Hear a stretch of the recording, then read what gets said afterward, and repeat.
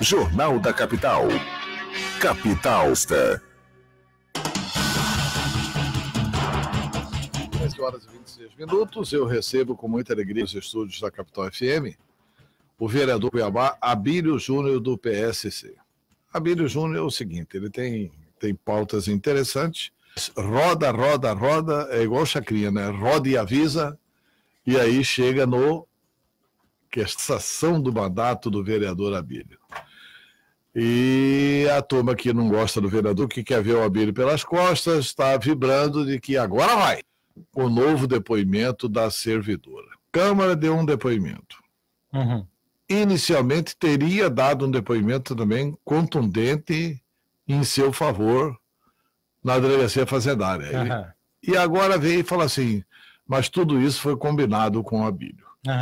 Bom dia, essas são as últimas notícias com relação a esse relacionamento com a servidora. Claro, não tem problema não. Bom dia. Bom dia, Antero. Bom dia a todos que estão aqui do programa na Rádio Capital, principalmente a todos que trabalham aqui e todos que estão nos ouvindo. Bom, primeiro eu gostaria de perguntar, a servidora falou a verdade? Isso é uma questão levantada. A busca da verdade, ela tem que ser o interesse principal, não só o poder que está fazendo a fiscalização, o levantamento, que é a Delegacia de Combate à Corrupção, não do Poder Legislativo. Tem que ser apurado a verdade. Primeiro ponto, a Comissão de Ética Municipal, ela não quis buscar a verdade sobre esses fatos. Esse fato da mulher, a Comissão de Ética deixou de lado, falou, olha, não quero dos assuntos desta mulher. Porque naquele momento aquela mulher estava acusando o prefeito e vereadores de corrupção para tentar comprar o voto para caçar o vereador Abílio. Esse era o ponto. Então, naquele momento, o presidente da comissão, que era o Toninho de Souza, e o vereador Ricardo, que tinha esse assunto da Câmara Municipal. Esse assunto não é assunto da Câmara. Então, quando era contra o prefeito, contra o Toninho, contra o SAD, o assunto não era assunto da Câmara. Agora que a mulher vai lá e dá um outro depoimento, a Câmara torna a trazer esse assunto como se assunto fosse da Câmara. A própria Câmara tomou posição e disse que não era. Ela fabete da Comissão de Ética. Então, a não ser que haja 2 pesos, 2 medidas, como muitas vezes a gente já viu isso acontecer, não há sentido disso. Outro ponto, o processo de cassação do meu mandato nada tem a ver com os depoimentos da Elizabeth.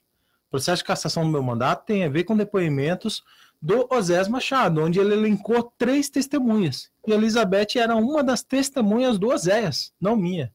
Testemunha do Oséias. A outra testemunha do Oséias era uma senhora chamada Maria Caroline, que não foi depor. E o terceiro testemunho do Oséias era o senhor Gonçalo, que chegou com um texto no seu celular e leu o texto na íntegra, aquilo que talvez tivesse alguém mandado, dizendo um texto escrito em celular. As 3 testemunhas são desqualificadas pelo processo processual e tudo mais, são desqualificadas. Uma não foi, a outra denunciou a própria Comissão de Ética. Se ela disse a verdade, a Comissão de Ética faz parte de um processo de corrupção. Se ela disse a mentira, ela mentiu e ela é desqualificada. Se o senhor Gonçalo disser a verdade, ele não precisava ler. E se ele leu, também ele pode ser desqualificado. Ou seja, é um processo de cassação na Câmara Municipal sem provas. Sem provas. Ao contrário do processo da CPI do Paletó, que foi autorizado agora pelo TJ de reabrir. E a CPI do Paletó, que está pronta para reabrir, tem provas. O Silvão Barbosa foi na Câmara Municipal e disse, aquele dinheiro entregue ao prefeito de Cuiabá, Emanuel Pinheiro, era propina. O Silvio, que entregou o dinheiro em mãos, ele disse, aquele dinheiro entregue de Cuiabá é propina. Propina do VLT, propina das obras da Copa, propina de diversas outras ações que foram retirados recursos e aplicados nos... E tá lá, tinha uma listinha, foto, nome e tudo mais. E olha em vídeo como o próprio Emanuel Pinheiro. Aquilo ali é corrupção. E corrupção, no Decreto-Lei 201/67, dizendo que aquele que não cumprir com seus princípios morais e obrigações morais, não pode exercer o poder executivo, principalmente o poder de prefeito, que tem que cuidar de uma cidade com mais de 2 bilhões. Assim sendo, sabe o que vai acontecer? Eu tenho quase certeza. O presidente da Câmara Municipal de Cuiabá vai autorizando a continuidade da CPI. Mas ele não tem efeito suspensivo o recurso dele. Olha, se ele recorrer para outra instância, como liminar, ele pode tentar. Como da outra vez, não teve efeito suspensivo. Mas ele buscou uma liminar e o Mas a liminar quem né? pode é só essa desembargadora. Mas na instância superior, será que não? Mas ele não pode pular a instância. Ele agora tem que aguardar o julgamento do mérito. E você acha que os vereadores que vão analisar esse processo lá dentro da Câmara Municipal não vão buscar subterfúgios para travar esse processo? O vereador vai fazer falcatrua e tal, aí é adivinhação, né? Mas tem o Afonso do Ribeirão do Lipa que quer falar com o senhor. Bom dia, Afonso, tudo bem? Bom dia, Antero, bom dia, entrevistado, toda a família capital. Antero, em vez de deixar o Abílio trabalhar, deixa o homem trabalhar. Enquanto estão preocupados com o Abílio, o povo está morrendo. Um amigo meu ontem, Antero, pediu, faz um apelo para o Antero, eu digo, vou fazer amanhã. E é sobre o Ricardo, Antero. Até hoje, ninguém se prontificou de internar ele para fazer a cirurgia. Fica preocupado com o Abílio, não é o Abílio de mal. Deixa ele trabalhar, que o povo é que julga. Deus em primeiro lugar, Afonso, e o povo. Oi. Essa cirurgia é de quê? Pro vereador? É do rim, Antero. Do rim. Ele tem tudo, não. Posso dar uma orientação? Pode. Tá. Afonso, primeiro ponto que eu gostaria de deixar bem claro para você.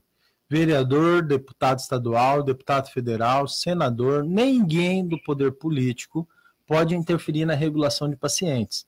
Isso é um crime gravíssimo e muitos políticos de Mato Grosso, vereadores e deputados, praticam, interferindo na regulação de pacientes, dizendo, olha, arruma uma UTI para fulano, arruma uma cirurgia para ciclano. Isso é crime, não deve acontecer.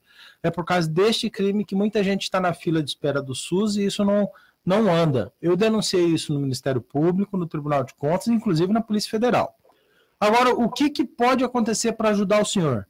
Nós temos aqui no Estado de Mato Grosso, com muita eficiência, a Defensoria Pública do Estado de Mato Grosso.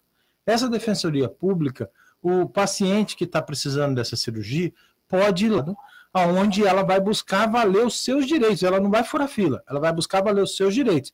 Todo e qualquer cidadão tem o direito de ir na Defensoria Pública buscar os seus direitos, tá bom? Então, essa pessoa que está esperando a cirurgia do rim, antes que aconteça algo mais grave, porque a prefeitura é ineficiente na gestão da saúde de Cuiabá, vai até a Defensoria Pública, busca esse suporte. Se a Defensoria Pública não resolver, aí nós vamos ter que trocar o prefeito, trocar o governador, trocar quem for seja. Mas eu tenho certeza, a Defensoria Pública tem agido diante desses fatos com muitos resultados positivos e o Poder Judiciário tem sido muito rápido. Obrigado pela participação. Não, eu que agradeço, Antero, e o vereador por explicação.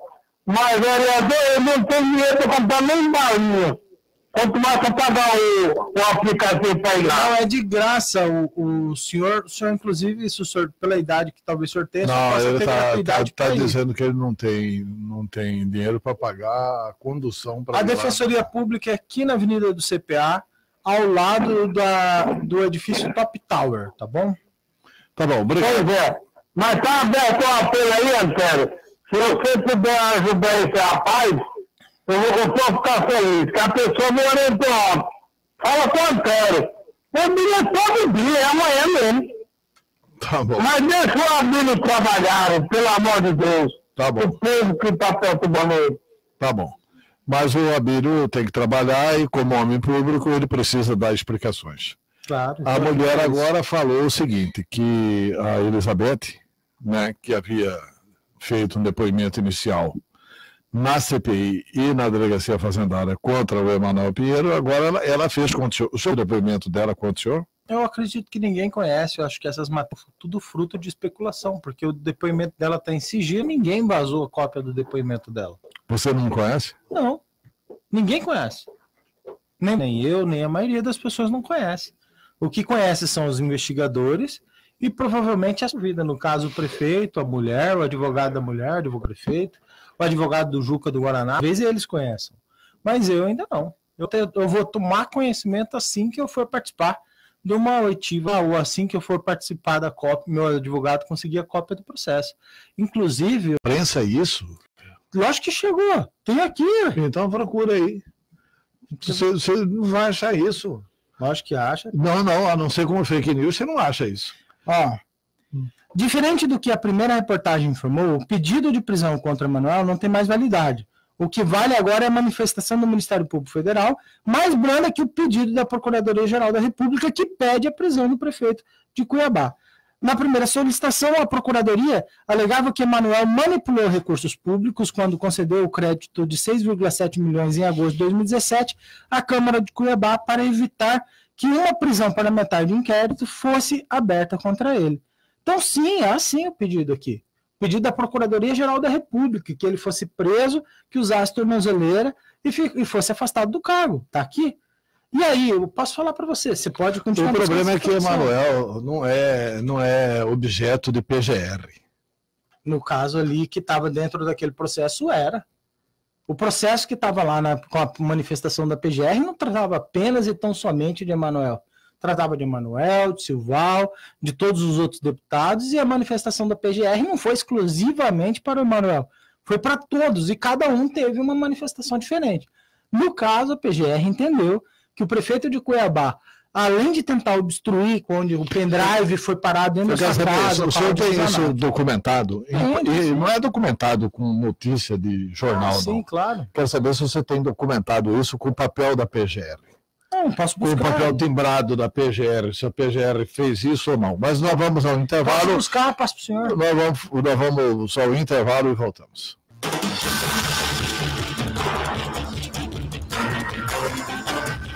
Bem, são 8 horas e 5 minutos. Voltamos aqui com o vereador por Cuiabá, Abílio Júnior. Só para encerrar aí essa participação do Emanuel, o vereador Abílio fez declarações pesadas aqui hoje, dizendo que o Emanuel foi corrupto como deputado. E é como prefeito. E é corrupto como prefeito. Né? E que não tem problema nenhum de ser processado por isso. Não, porque tem provas, apresentei na CPI da Saúde e foi entregue na Câmara Municipal. O relatório da CPI da Saúde que provava isso foi aprovado unânime pelos vereadores da Câmara Municipal. Foi entregue ao Ministério Público Estadual, Ministério Público Federal, à Polícia Federal, ao Tribunal de Contas do Estado e à Delegacia Fazendária. Tá. Um dos temas que a gente quer tratar com você, já para finalizar a entrevista, é o seguinte. Abílio é candidato a senador? Olha, Abílio está nas mãos de Deus, isso é verdade. E está mesmo, sabe por quê? Não é demagogia, não. Porque se o Abílio for cassado pela Câmara, ele fica inelegível. Então, nós estamos numa situação política de maior instabilidade política. Não é que nem qualquer outro candidato que fala, vou projetar meu futuro, agora em 2020 eu quero isso, em 2022 aquilo e pronto lá. Porque se eu fico inelegível por 8 anos, se cassado for, eu passo a assumir da política. Você vai para o ostracismo da política. 8 anos fora da política não tem como você planejar nada. E se o Abílio for pré-candidato a senador, por exemplo, agora, que possibilidade que a gente tem de não ser cassado e esse processo, será que vai terminar antes, será que vai terminar depois? Então existe uma variedade de situações que não tem como eu chegar e falar, sou pré-candidato a senado, sou pré-candidato a prefeito, sou pré-candidato a vereador. A minha certeza é, eu quero participar de todos esses processos políticos. Eu quero participar. Seja como candidato, seja como pessoas que estão apoiando outros candidatos. Quero participar. Seja para o Senado, que eu acredito que é muito importante, porque eu acredito que o Senado, o Emanuel já tem apoio do Wellington Fagundes, já tem apoio porque do é Jaime candidato Campos. ao Senado também? Não, o Emanuel, prefeito de Cuiabá, tem apoio dos senadores, Jaime Campos, o Wellington Fagundes, para o projeto político dele, não só de agora, de 2020, como são parceiros do projeto político de 2022. O próprio Emanuel, o próprio Wellington, o próprio Jaime já deu depoimentos em relação a isso. O Emanuel esteve reunido Emanuelzinho, Lucimar Campos, Jaime Campos, senador, e Júlio Campos, e deram uma matéria, tiraram fotos, fizeram uma matéria, sonhando numa possibilidade do Júlio Campos ser candidato ao Senado para colocar a mão Jaime e Júlio como senador. Aí Emanuel teria 3 senadores de sua base de aliados, buscando não só a Prefeitura de Cuiabá agora, como o governo do Estado em 2020. Então eu tenho preocupações que são... Mas você acha que a eleição do Senado se reúne assim? Se resolve assim? Reúne Emanuel, Jaime e Júlio e decide quem vai ser o senador? É assim que faz a eleição do Senado? Não, mas eu acredito o seguinte, Antero, eu sei que você é um cientista político genial. E eu acredito o seguinte, se existe político corrupto, é porque existe eleitor corrupto. E Emanuelzinho tá lá, não é porque ele é a pessoa mais boazinha do mundo. Não, mas você não pode transferir corrupção para o Não Emanuelzinho. tô Vou defender o Emanuelzinho aí. Não estou transferindo, eu estou dizendo o seguinte, se o Emanuelzinho tá lá, e o prefeito dele foi visto com dinheiro no paletó, o pai dele foi visto com dinheiro no paletó. Emanuelzinho nunca teve uma ação política, nunca teve um trabalho político de resultado, nada. E hoje é deputado federal, representando o estado de Mato Grosso, um cara que saiu do nada e que teve o maior cabo eleitoral dele, o próprio pai, que tinha a prova do dinheiro no paletó. Peraí, a população escolheu, sim, uma pessoa que representa o grupo político do paletó. Escolheu. Não adianta, pode falar o que for. Eu sou responsável por minhas palavras. A população escolheu. E a população critica essas escolhas. Critica. Ela não queria escolher pessoas desse grupo. Agora tem uma outra questão. Não, deixa eu só fazer um parênteses aqui, porque eu estudei Direito e não é justo eu ir embora para casa sem mencionar isso. Claro, pode falar. Quer dizer, uma das coisas belíssimas do direito surgiu com Cesare Beccaria no livro Dos Delitos e das Penas. Esse cara aí que eu não conheço, mas... Quando ele fala que a pena não pode passar da pessoa do investigado. A pena não pode passar da pessoa. E isso trouxe para o direito brasileiro, para o direito constitucional brasileiro, inclusive, um princípio fundamental, que era o princípio da individualização da pena. Uhum. Sinceramente, não dá para transferir tudo bem. Para o Emanuelzinho, defeitos de Emanuel Pinheiro. Eu concordo. E como não dá para transferir para o Emanuel Pinheiro, as virtudes do Emanuelzinho. Tudo bem. Eu acho que cada pessoa é uma pessoa. O filho, eu conheci pessoas, negócio de paletó. Eu conheci pessoas espetaculares cujos pais não prestavam. Mesmo que eu estive no Hospital São Benedito e vi que o Hospital São Benedito e os seus servidores foram utilizados para a campanha do Emanuelzinho dentro do hospital, onde o Hospital São Benedito estava lá, estacionamento do hospital, estacionamento público, não aquele de livre acesso, mas aquele particular dos servidores, com carros adesivados, mesmo que identifiquei campanha política para o Emanuelzinho, utilizando a Prefeitura de Cuiabá, e denunciei ao Tribunal Regional Eleitoral, para não fazer vista grossa, denunciei pelo aplicativo parental. Mesmo com tudo isso, não se pode falar que o Emanuelzinho é fruto de um pai no esquema de corrupção. Falar que ele é resultado do apoio político do pai, acho que está correto. E se o pai é isso mesmo, né? Agora, falar que ele também é corrupto, aí fere a lógica. Então, eu não posso falar que ele é corrupto. Vou até fazer essa correção. Ele não é corrupto. Ele está no mandato eleito por um prefeito corrupto. Mas a lógica é simples. Eu acredito que a gente tem que parar desse mimimi todo e falar a verdade. Se ele chegou lá com o apoio do pai dele, que é corrupto, na Prefeitura de Cuiabá, não tem como dizer que ele não usou a máquina para eleger ele. Para! Tem que parar com essa mentira. Todo mundo sabe, a maioria dos secretários estavam em campanha para ele, o Hospital São Benedito estava em campanha para ele. Tem que parar com essa mentira toda, tem que falar a verdade. E existe a possibilidade do Emanuel eleger um senador junto com o seu grupo político? Existe essa possibilidade. Tem alguns áudios chegando aqui. Pode mandar. Ivan Carlos, vamos ouvir o áudio do Ivan Carlos. Bom dia, vereador. Nós sabemos que os semáforos inteligentes é um escândalo, é uma afronta à sociedade. Esse processo, já há um processo aberto no Ministério por contra a esse processo licitatório. Por que não foi utilizado esse semáforo até hoje? Como está isto? Tá. Primeiro, não foi licitação. Foi uma adesão de ata de uma empresa de Aracaju que não prestou um bom serviço em Aracaju. O Brasil agora inventou essa moda de adesão, então, não faz mais licitação. Não faz licitação, aí tem os para facilitar a corrupção, né? Então, e aí tem os lobistas que saem de prefeitura em prefeitura levando as atas que eles já têm sobre os contratos de outras prefeituras para tentar vender essas atas para prefeituras locais. Existem esses caras. E aqui em Cuiabá pegou uma ata de uma empresa lá de Aracaju que não prestou um bom serviço lá. E o secretário de Mobilidade Urbana, irresponsavelmente, aceitou essa ata, fez o contrato e fizeram a maior mentira aqui para Cuiabá, dizendo que ia resolver o problema do trânsito. Os semáforos não funcionam. E ainda estão gastando semáforo à toa, colocando semáforo aí em tudo quanto é lugar à toa. Na Avenida do CPA, para cada pista tem um daquelas luzinhas lá de 3 cores, que é o porta-foco. Para cada pista tem uma. E não funciona de maneira individual, só funciona de maneira coletiva.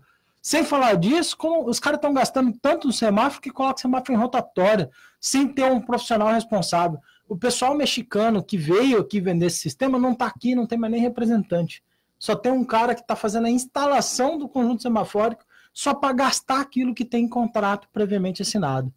Não funciona. E eu ainda estive na CEMOB, falei com os agentes de trânsito responsáveis do assunto, e eles falaram o seguinte: quando o semáforo inteligente funciona, trava o trânsito. Por isso que eles não estão funcionando. Tá.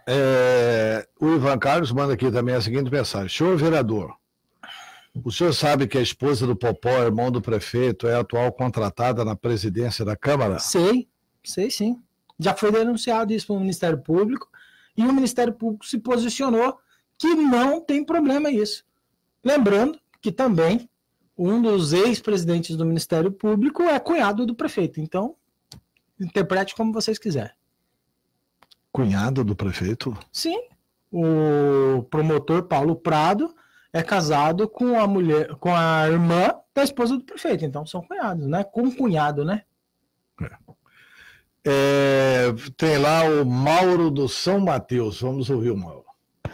Bom dia, Antônio. Eu queria saber desse rapaz, o que ele pensa nessa cabeça dele, porque esse homem só sabe brigar, só sabe criticar os outros. Esse homem não tem um plano de governo, não tem uma obra que ele indicou, não tem nada. Como é que esse homem elegeu para ser vereador? Será que ele não pensa nos eleitores dele lá? Meu Deus do céu! Tá aí, o Mauro do São Mateus. Mauro, primeira coisa que eu falo para o senhor é que o senhor precisa entender um pouco do processo político, entender que vereador não está aí para fazer obra. O vereador não faz obra. Ele também não indica a obra para fazer, ele pode pedir, como qualquer outro. Eu tenho 2.750 pedidos lá para a prefeitura. Isso não é mentira, é número real. Tem até mais do que isso, porque a gente já fez mais recentemente. 2.750 até agora do meu mandato. Desses pedidos, alguns são atendidos, outros não. E os outros vereadores fazem a mesma coisa. O poder dos outros vereadores é o mesmo do meu. Pedir. Nós não fazemos.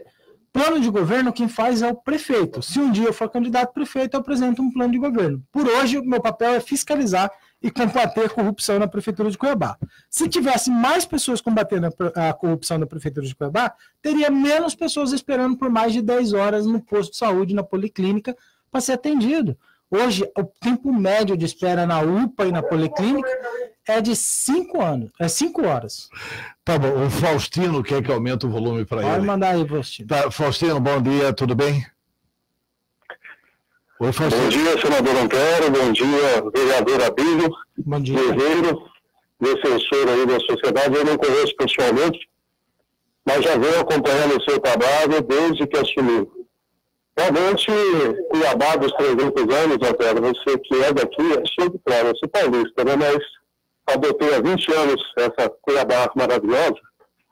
Evidentemente, a gente vê que esse lastro agora que mostrou aí, do vínculo do Ministério Público com o prefeito, realmente mostra que a saúde está desse jeito.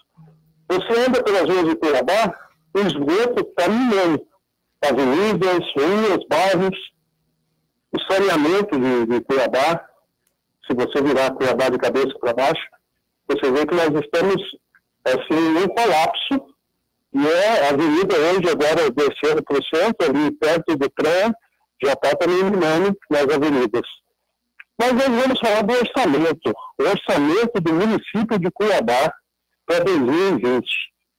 Passou na Câmara, nós estamos, Antero, no endividamento para os próximos prefeitos, que seria até bom que o próximo prefeito fosse ele mesmo, porque a capacidade de endividamento, a nossa nota baixou, o Mauro entregou com possivelmente um patamar melhor para o nosso município, a nota caiu, o nosso poder de enfrentamento perante os outros estados, Mato Grosso do Sul, Goiânia, Campo Grande, Brasília, você vê que as capitais estão avançando em obras e Mato Grosso fica nessa celeuma das praças.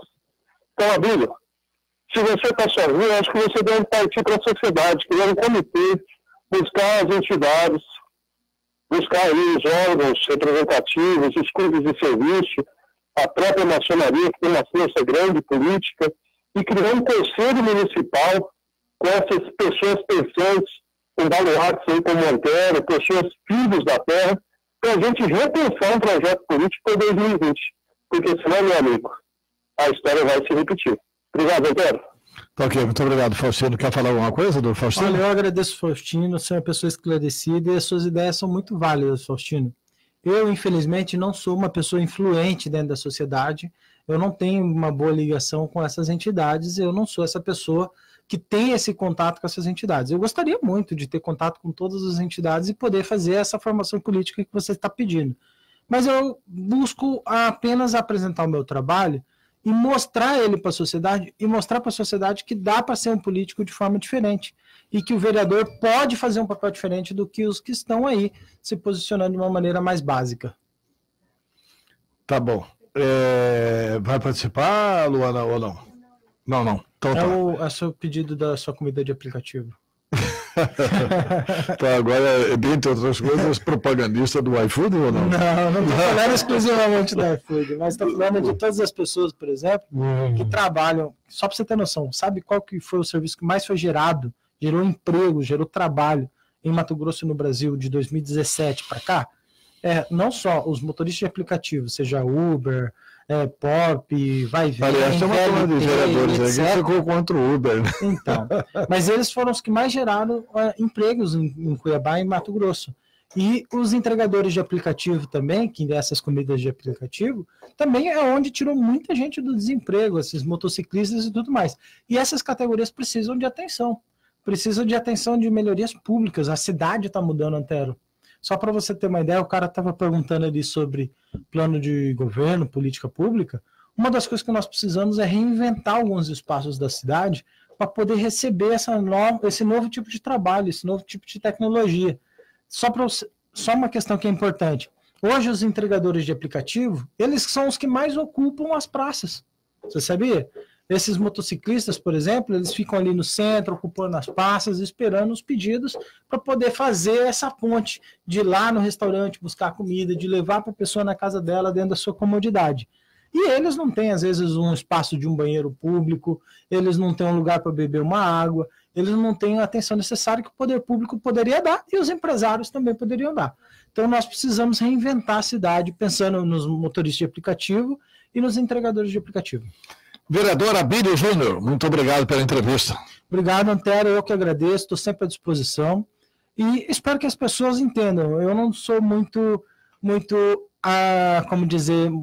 delicado nas palavras, mas sou bem mais duro tem que se aconselhar e bem mais polêmico. Você tem que se aconselhar com o pastor Sebastião, seu avô, ele tenta me aconselhar bastante, ele dá bastante dica para gente. Tá bom, muito obrigado, Abílio, pela entrevista. Até mais, tchau.